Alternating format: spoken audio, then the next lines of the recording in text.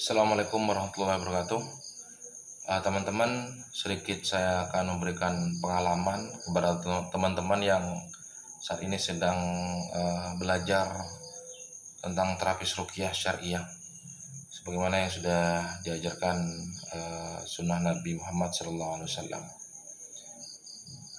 Saya lebih mudah mungkin pakai bahasa saya sendiri ya, karena kalau menjelaskan terlalu detail saya juga masih tahap belajar. Cuma pengalamannya, yang pertama, ketika kita itu mau menghadapi seorang pasien ya, seperti itu ya, seorang pasien yang paling utama tuh ya mungkin kerabat dulu, saudara kita, intinya saudara-saudara kita dulu lah. Pada intinya kita harus berakidah murni. Jadi dalam artian itu berakidah murni itu berakidah salafus soleh. Jangan mencampur adukan dengan kesyirikan, dan intinya banyak melakukan amal ketaatan sama Allah, dan jangan melakukan dosa seperti itu. Kalau dosa kecil, apalagi dosa besar. Jadi betul-betul lurus akidahnya ya sama Allah ya. Insya Allah pertolongan Allah itu datang ya ketika kita menghadapi suatu pasien. Dan pengalaman saya mungkin memang belum terlalu banyak, karena yang saya hadapi itu masih teman-teman saya sendiri, dan ada keluarga saya juga, seperti itu ya, teman-teman dekat saya. Pada intinya karena saya juga masih tahap belajar untuk proses terapi ruqyah. Barangkali di sini ada teman-teman yang satu jalan dengan saya, tidak apa-apa, silakan sambil komen-komen ya di kolom komentar ya, karena intinya untuk mencapai suatu pembelajaran yang betul-betul maksimal seperti itu ya. Intinya kita belajar di jalan Allah, betul-betul kembalinya itu ke Allah, seperti itu. Apa-apa itu minta pertolongan aja sama Allah, bukan ke makhluk lain, seperti itu ya.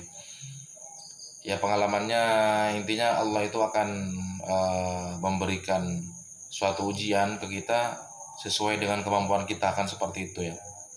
Itu sudah jelas berada di Al-Quran seperti itu.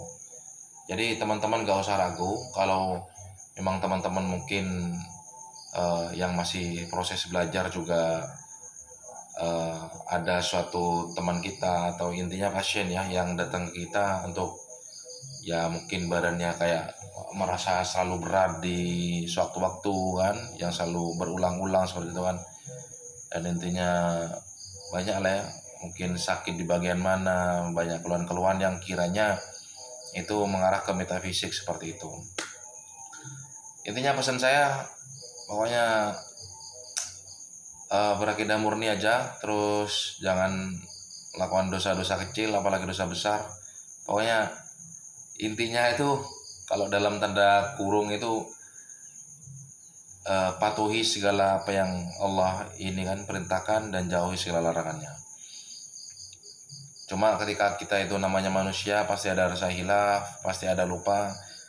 Ketika kita lupa atau hilaf, maka kita harus cepat-cepat istighfar, minta ampun sama Allah, seperti itu ya. Cukup sekian teman-teman. Intinya kalau mungkin video kedepannya lagi kita akan lebih bahas-bahas lagi bagaimana pengalaman-pengalaman. Kita saling belajar bareng di sini dengan media YouTube, media-media yang ada, kita saling belajar. Demikian, mudah-mudahan bermanfaat. Kurang lebihnya mohon maaf. Apabila ada yang salah silakan gak apa-apa dikomentari, pokoknya disanggalah seperti apa. Saya juga proses belajar. Intinya kita itu makhluk yang lemah. Jangan pernah merasa sombong, jangan pernah merasa riya, karena sesungguhnya kekuatan itu hanya milik Allah. La haula wala quwwata illa billahil aliyyil azim. Terima kasih. Assalamualaikum warahmatullahi wabarakatuh.